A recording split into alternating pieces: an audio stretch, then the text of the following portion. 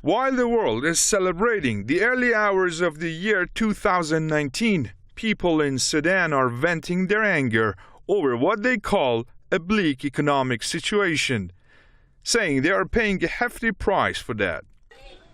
It all started on December 19th in the city of Atbara in River Nile State.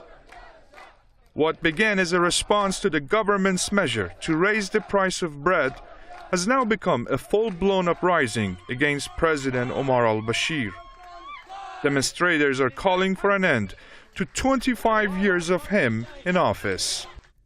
Amnesty International says it has credible reports that 37 protesters were shot dead by government forces in several days of demonstrations. However, the officials have given a totally different account of the fatalities. In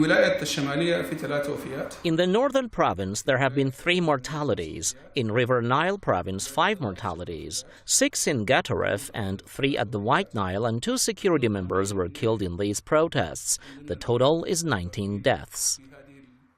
On December 28th, UN Secretary General Antonio Guterres called on Sudanese authorities to investigate the deaths during violent protests in Khartoum and other cities.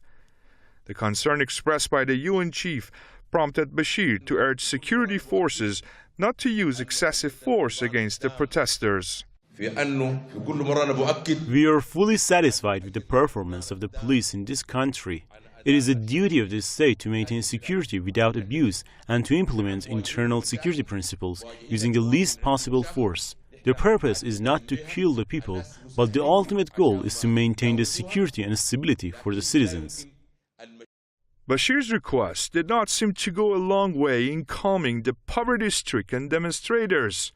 Police intensified its grip, using tear gas to disperse thousands of protesters who had planned to march on the presidential palace to demand that the embattled president step down. Later on the same day, Bashir addressed the nation on the occasion of Sudan's 63rd Independence Day, expressing confidence that his government would overcome the economic challenges. The African country has been facing a 70% inflation ever since its 2011 partition from South Sudan, which took away the country's bulk of oil earnings.